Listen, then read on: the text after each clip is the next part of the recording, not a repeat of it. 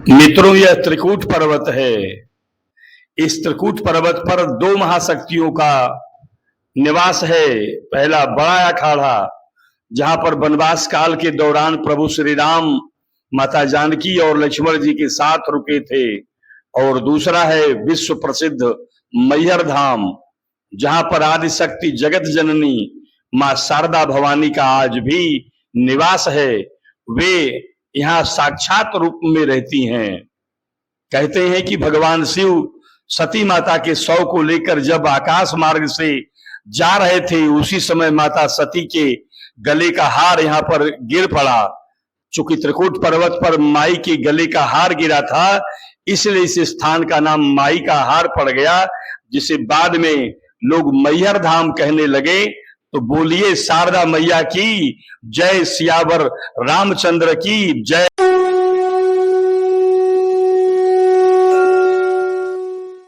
मित्रों, जय माता दी। आप सामने पहले देखिए, सामने दिखाइए, ये है मां शारदा प्रवेश द्वार। मतलब कि इस समय हम लोग मध्य प्रदेश धाम पर आ चुके हैं और यहाँ पर आ करके आप लोगों को इनका दर्शन लाभ कराएंगे। उसके पहले इनका वैभव देख लीजिए। मैहर माता धाम का जो वैभव है, मैं गेट के बाहर से ही आपको दिखाने जा रहा हूँ।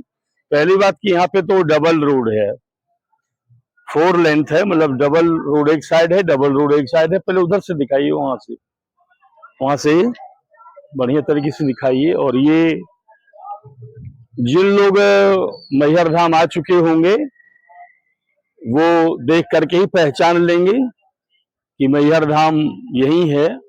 और ये देखिए, दुकानें खुल चुकी हैं और भीड़, और ये प्रवेश द्वार और ये भोजनालय वगैरह, बड़ी अद्भुत चीज है। यहाँ पे घंट है। अभी दुकानदार जी ने बताया कि ये जो दिख रहे हैं, आप बड़े वाले घंटा दिखाएगा ठीक से, ये जो बड़े वाले घंट हैं ये लाइन से लगे हैं।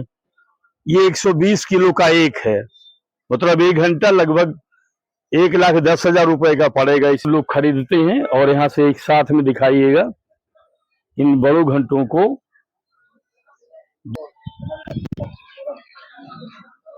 यहाँ छोटे छोटे 2 कक्ष हैं, एक सामने दिखाइए, वो यहाँ के द्वारपालों या रक्षकों के रहने के लिए होगा। और दूसरा ये सामने बच्चों को दिखाइए। ये लोग दर्शन करने आए हैं और इनको भगवान माता का आशीर्वाद मिले। बोलिए जय माता दी।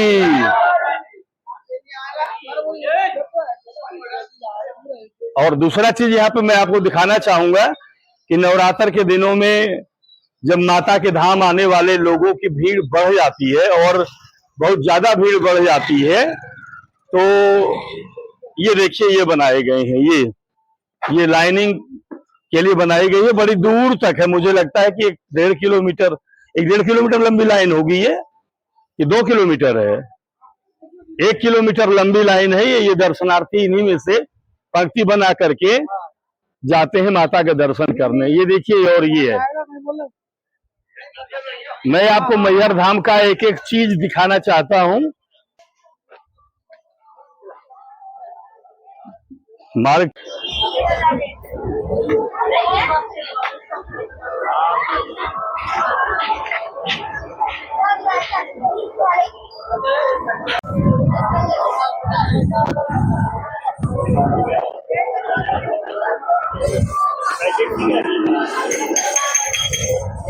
यहां से लीजिए।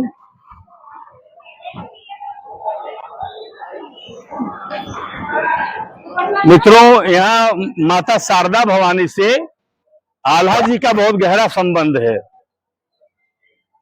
आगे चल करके हम इनकी कहानी बताएंगे, लेकिन थोड़ा बहुत में बस इतना बता दें कि आल्हा जी के ऊपर जब भी संकट आता था युद्ध भूमि में, या जब भी वो किसी परिस्थिति में फंसते थे और माता शारदा भवानी को याद करते थे, तो माता शारदा भवानी स्वयं प्रकट होकर के उनकी समस्याओं का निवारण करती थी। और यही नहीं, युद्ध में स्वयं प्रकट होकर के आल्हा का साथ देती थी। तो ये वही आल्हा महाराज जी है। यहां से दिखाइए।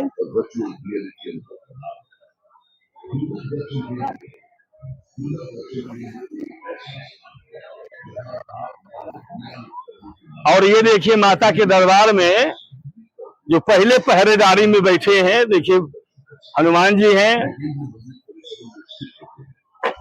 हनुमान जी माता के पुत्रवत हैं और साथ में देखिए ये बाबा गणेश जी हैं, ये भी जगत जननी के सुपुत्र हैं।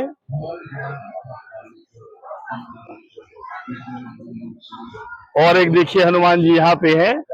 कहा जाता है कि पुत्रों का कर्तव्य है कि वो अपने माता पिता की रक्षा करें, तो यहाँ पे हनुमान जी और बगल में गणेश बाबा लोग मिल करके माता जगत जननी शारदा जी के मुख्य द्वार पर ही उपस्थित हैं।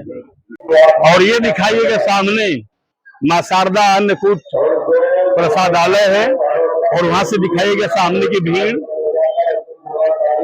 कि यहाँ पर निःशुल्क प्रसाद के रूप में भोजन इत्यादि मिलता है।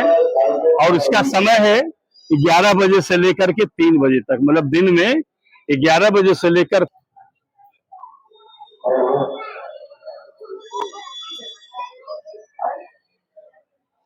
ये है मैहर माता देवी का कार्यालय। मित्रों, मैहर धाम का धरातल पर मुख्य द्वार सबसे शानदार यही है। देखिए, दरअसल सीढ़ियों से जाने वाले भक्त इसी मार्ग का अनुसरण करते हैं। माता जी के धाम का प्रतीक चिन्ह है यहाँ पे। अच्छा, ये द्वारपाल है कि द्वारपाल माता जी के द्वारपाल। क्या नाम है? द्वारपाल नाम है। अच्छा, वारा जी बता रहे हैं कि ये माता जी के प्रथम द्वारपाल हैं। और ये सामने दिखाई है ये सीढ़ी, इन सीढ़ियों से 1000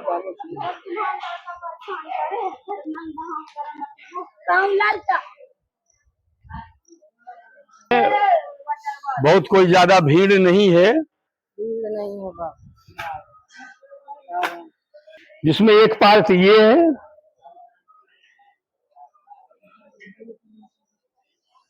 और दूसरा पार्ट ये है। मतलब 2 सीढ़ियां एक साइड, और उधर से भी दिखा दीजिए, उस साइड में जंगले के उस पार से दिखा दीजिए कि उधर भी 2 खंड हैं। इस तरह से सीढ़ियां 1052 सीढ़ियां हैं। हालांकि इसके पहले भी प्रभु श्री राम जी की वनगमन यात्रा के दौरान पहाड़ों पर जहां जहां भगवान गए हैं आश्रमों में, हम लोग कई पहाड़ों पर और कई सीढ़ियों से चढ़ते हुए गए हैं। वो दिखाइएगा सामने से, ये राजा साहब का गेट है। राजा ब्रजनाथ सूर्यदेव के समय का ये गेट हुआ, जिनके जो मतलब जो पुत्र थे राजा दुर्जन सूर्यदेव, जो कि यहाँ माता जी का जो मैहर देवी धाम है, यहाँ से लगा हुआ 3 किलोमीटर उदयपुर नाम का गांव है।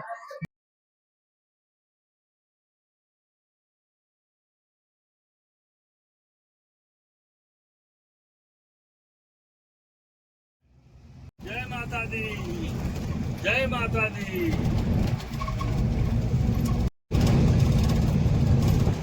जय बोला जगदम्बा भवानी।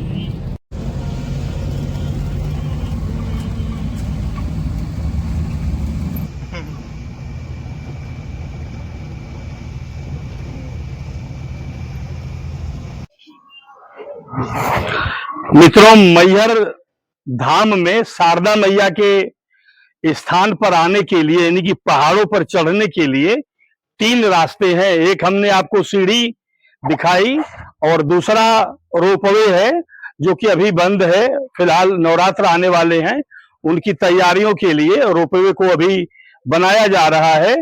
और तीसरा रास्ता है कार द्वारा। तो आप कि जब सीढ़ी से आप जाएंगे तो कोई पैसा नहीं लगेगा, रोपवे से जब जाएंगे तो कुछ पैसा लगता है। चूंकि बंद है इसलिए मैं पता नहीं कर पाया, लेकिन इन कारों से आने की एक सुविधा यहाँ पे दी गई है कि एक कार आप बुक करेंगे, 501 रुपया चार्ज होगा, वो आपको ऊपर ले आएंगे और आपको नीचे ले जाएंगे। और दूसरी बात कि उस 501 रुपए में आप अधिकतम 6 लोगों को बैठा सकते हैं। और अभी शुरुआत में हमने आपको दिखाई थी सीढ़ियां, कि उन सीढ़ियों से होकर के लोग ऊपर आते हैं। और अब मैं ऊपर मैहर माता की पहाड़ी पर ऊपर आकर के ये दिखा रहा हूँ। ये देखिए वही सीढ़ियां हैं जो नीचे से ऊपर की ओर आ रही थी, और ये देखिए ऊपर से नीचे की ओर जाती हुई सीढ़ियां हैं।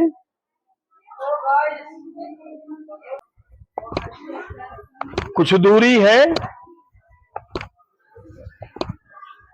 जिनको पैदल पार करना पड़ रहा है।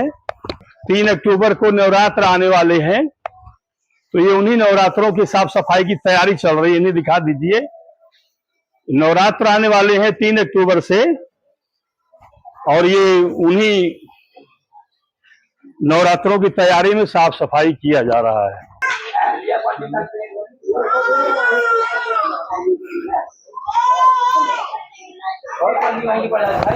तो यह त्रिकूट पर्वत है।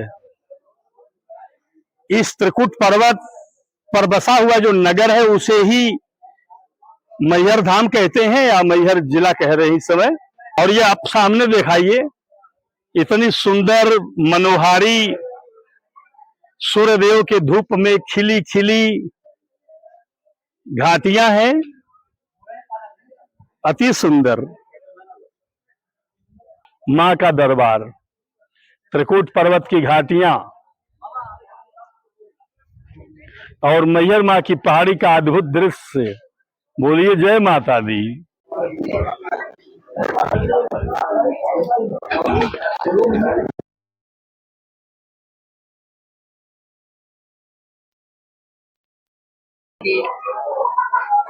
मित्रों, माता भी परीक्षाएं लेती हैं। आपने देखा इतना ऊपर वाहन से आने के बाद ये सीढ़ी देखिए, एकदम खड़ी चढ़ाई। जय माता दी, जय माता दी।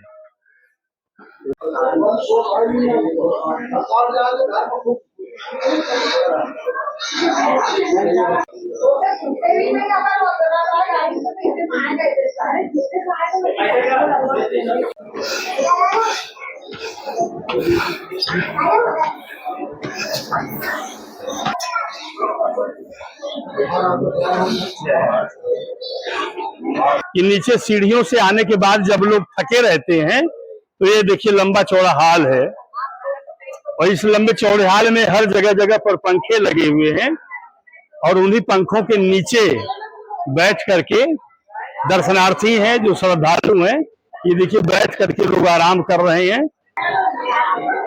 अब हम लोग मैहर धाम की एकदम ऊंचाई पर हैं, लेकिन माता जी से सटा हुआ जो परिसर है, जो त्रिकूट पर्वत की सर्वोच्च ऊंचाई पर है। माता जी के दरबार में देखिए, सबसे पहले आप जालपा देवी जी हैं। इस धरती की शक्ति का केंद्र माता जालपा देवी, और दूसरी माता है देखिए श्री मरही माता। हम लोग इन्हें प्रणाम करते हैं। थोड़ा सा इधर आकर के जूम करके दिखा दिया करिए। और ये कौन सी महारानी है महाराज जी? लक्ष्मी नारायण जी हैं, दोनों लोग हैं। ये लक्ष्मी नारायण जी हैं। और ये देखिए जो ब्रह्मांड की शक्ति का केंद्र है, श्री दुर्गा आदि शक्ति।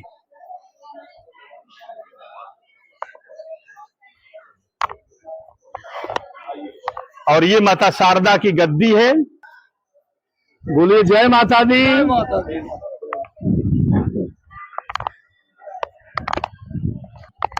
और ये त्रिकूट पर्वत,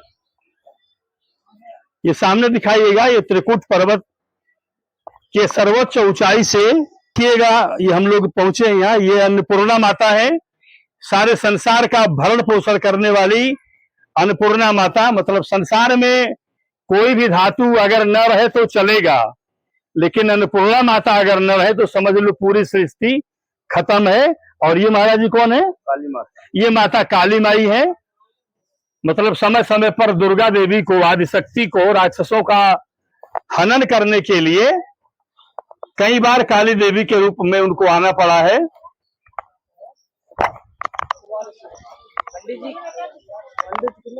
और माता भवानी का स्थान हो और काल भैरव बाबा न हो, माता जी का ही इनको वरदान मिला है और आशीर्वाद मिला है कि अगर माता जी के कोई दर्शन करे और काल भैरव के दर्शन न करे तो दर्शन अधूरे माने जाते हैं।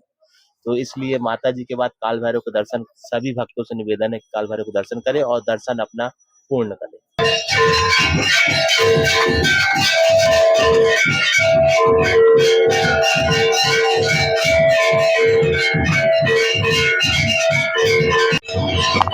मित्रों, ये हमारा परम सौभाग्य है कि हम लोग जब ऊपर शिखर पर आए हैं माता जी के धाम पर, तो आप घंटी घड़ियाल की आवाज सुन रहे हैं और ये उनकी आरती का समय है। आरती के समय में गर्भगृह को पूरी तरह से बंद कर दिया जाता है। दर्शनार्थी लोगों की भीड़ ऊपर लगी हुई है, बाहर जालियों से लोग देख रहे हैं। तो हम लोग भी अपना ये सौभाग्य मानते हैं कि माता जी के दर्शन के लिए हम जब आए तो ठीक उसी समय देखिए आरती होने लगी। और ये दिखा दीजिए, कहते हैं नीम के पेड़ में शारदा माई का निवास होता है, और ये देखिए वही नीम का पेड़ है। हम लोगों के घरों के बाहर भी जो नीम के पेड़ गांव में लगे होते हैं तो उनकी पूजा होती है और बड़ा ही पवित्र वृक्ष माना जाता है, औषधि के रूप में भी और आध्यात्मिक रूप से भी।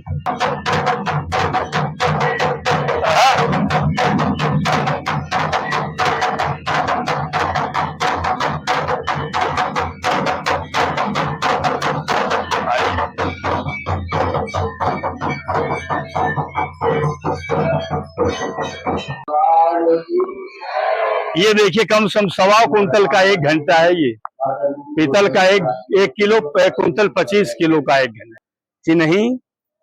लेकिन धन्य है हमारे प्रभु श्री राम जी, हम लोग उनके बहाने प्रभु श्री राम वनगमन का अनुसरण कर रहे हैं। और मैहर के बड़ा अखाड़ा में जो महान बड़ा सा शिवलिंग है, वहीं पर पूजा करने, आराधना करने प्रभु श्री राम इस त्रिकूट पर्वत पर आए थे। और चूंकि यहीं पे मैहर धाम भी है, और मैहर धाम का मतलब समझ रहे हैं, मैहर, मैहर का मतलब माई का हार, और माई का हार का मतलब ये वही कहानी है जब भगवान महादेव माता सती के शव को अपने कंधे पर लादकर आकाश मार्ग से उड़े जा रहे थे। उस समय माता सती के गले का हार इस त्रिकूट पर्वत पर गिरा, और जिस जगह पर ये गिरा उस जगह का नाम, चूंकि माई का हार गिरा था ना, इसीलिए इस जगह का नाम माई का हार पड़ गया, जिसे बाद में हम लोग मैहर धाम कहने लगे। और अब आते हैं माता सती के उस घटना पर जिसमें उनको शव बनना पड़ा और भगवान महादेव को क्रोध अख्तियार करना पड़ा।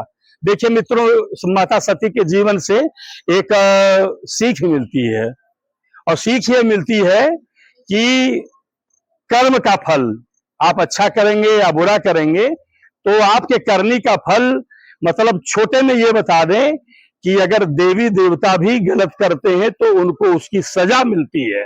फिर से नोट करिए कि अगर देवी देवता भी कोई गलत कार्य कर देते हैं भूल से भी, तो उनको भी उनके किए की सजा मिलती है।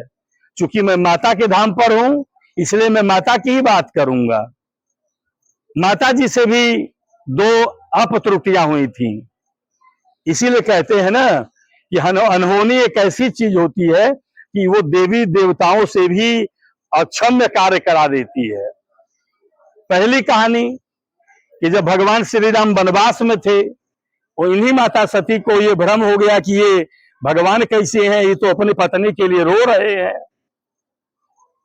और उन्हें महादेव ने मना किया कि ये लीला कर रहे हैं प्रभु श्री राम, अरे मत जाओ वहां पे, वो अद्भुत हैं, मैं उनकी आराधना करता हूं, मैं उनका सेवक हूं, वो मेरे पिता समान हैं, पूरे ब्रह्मांड के स्वामी हैं।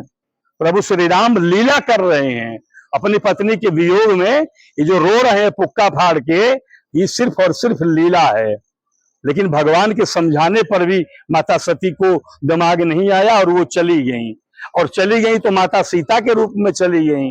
आगे की कहानी सबको पता है कि फिर भी भगवान, चूंकि भगवान थे, उन्होंने मुड़ करके देखा और कहा कि अरे माता, प्रभु महादेव कहाँ हैं? और वो सती माता तुरंत लज्जित हो गई और वहां से चली गई महादेव बाबा के पास। और वो इतना उनको संकोच हुआ कि महादेव बाबा के पूछने पर भी उन्होंने बताया नहीं कि नहीं मैं कौन सा प्रपंच हो गया है, मतलब कौन सी गलती हो गई है। पहली गलती भगवान की परीक्षा लेना, दूसरी गलती लौट के महादेव जी को न बताना, और फिर उसके बाद महादेव जी ने वहीं पर उनका बिछोह कर दिया, उनको त्याग दिया कि जिस देह से आपने माता सीता का रूप धारण किया है, आपकी वह देह तो हमारे लिए जगत जननी सरीखा हो गई है। अब हम हमारा जो पति पत्नी का धर्म है वो निर्वाह नहीं हो सकता, इसलिए जाओ सती, मैं तुम्हारा परित्याग करता हूं।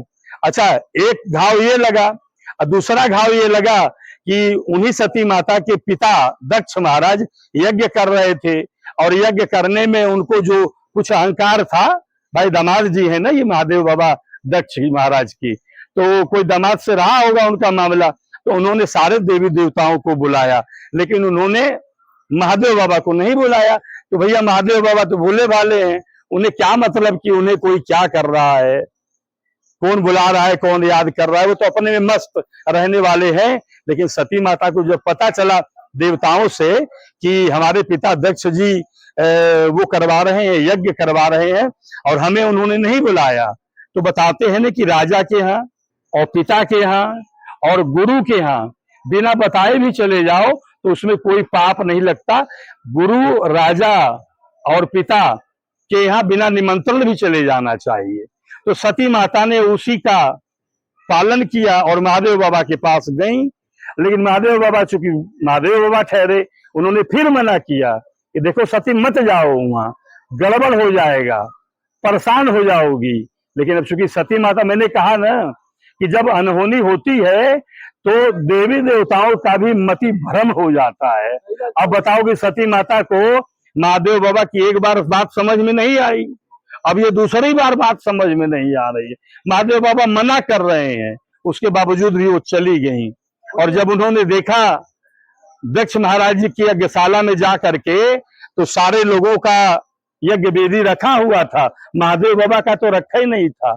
सती माता को अच्छा नहीं लगा, उनके मन में आया कि इस ब्रह्मांड के सबसे शक्तिशाली देवता हमारे पति हैं महादेव, और जो सबसे महान है, जो सबसे शक्तिशाली हैं, उनके लिए यहाँ पे यज्ञ वेदी का हवन का कोई संसाधन नहीं किया गया। वो क्रोध में आ गई, और भैया क्रोध में आई और गई। महाराज दक्ष जो यज्ञ हवन बहुत बड़ा सा लगाए थे, उसमें हवन चल रहा था, उन्होंने उसी में कूद कर अपना प्राण त्याग दिया। उनकी शरीर झुलस गई, और इधर महादेव को पता चला, अरे भैया महादेव बाबा की पत्नी का मामला है, छोटे मोटे आदमी के बीवी बच्चे को छू दे तो खा जाएगा, वो तो महादेव बाबा हैं, कोई भयंकर प्रलयंकारी, मतलब जिनके भृकुटी से संसार का लय हो जाता हो, वो महादेव बाबा। मतलब इस ब्रह्मांड के, इस संसार के सारे लोगों के सबसे प्रतापी, उनसे बलवान, उनसे शक्तिशाली कोई है ही नहीं।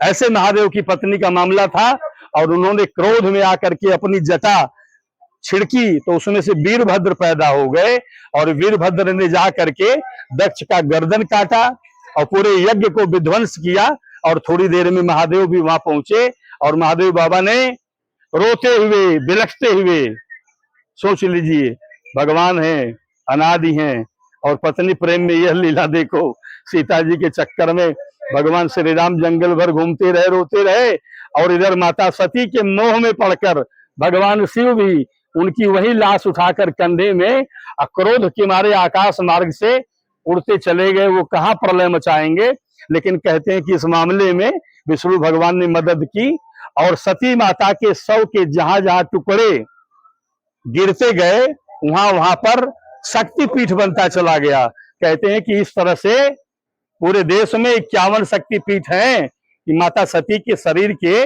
जो शव के टुकड़े गिरे थे वो 51 है संख्या। लेकिन यहाँ पर माता के गले का हार गिरा था, माता के गले का हार गिरा था, इसलिए माई का हार के नाम पर यहाँ पर माई का हार अर्थात मैहर धाम पड़ गया। तो बोलिए मैहर धाम की और शारदा माई की जय।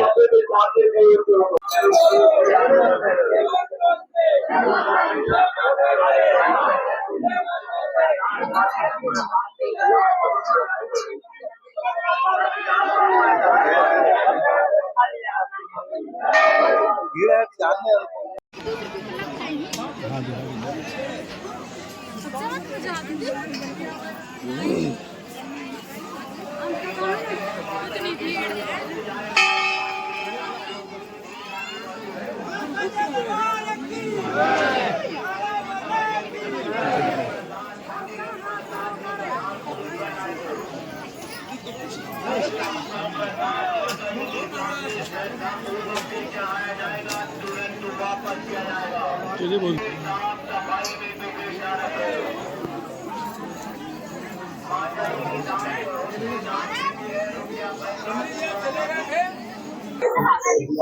मित्रों, ये मैहर धाम है।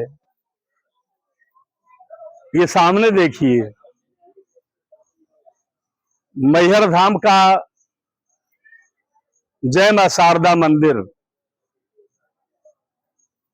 जब से इस धरती पर पैदा हुआ हूं, मुझे भी नहीं पता था कि कभी मैं मैहर धाम पहुंच भी पाऊंगा।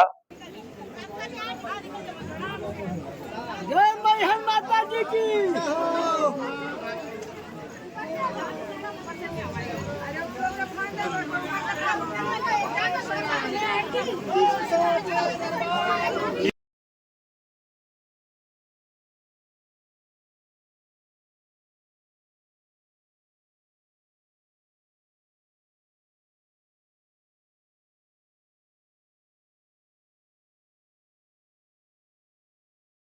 प्रतिमा है।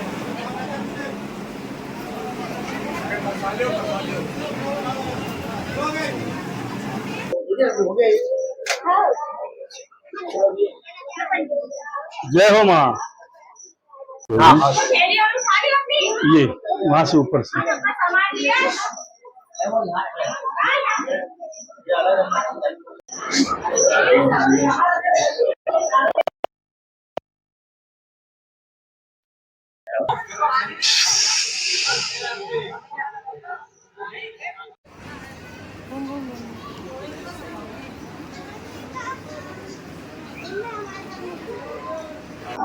मित्रों, यदि आप अध्ययन करेंगे तो पाएंगे कि त्रिकूट पर्वत पर मैहर धाम की स्थापना का मामला लगभग 200 करोड़ साल पुराना है। एक बार फिर से बता रहा हूं, जहां पे हम लोग खड़े हैं, यहाँ का इतिहास करीब 200 करोड़ साल पुराना है। मतलब ये कि माता सती को देह त्याग किए हुए वाली जो घटना है वो लगभग 200 करोड़ साल पुरानी है। इससे आप मतलब निकालिए कि चूंकि इसके पहले वनवास के समय प्रभु श्री राम से माता सती की भेंट हुई थी ना जंगल में, तो इसका मतलब कि रामायण की जो कथा है वो अभी 200 करोड़ साल से कम पुरानी नहीं है। तो बोलिए सियावर रामचंद्र की जय।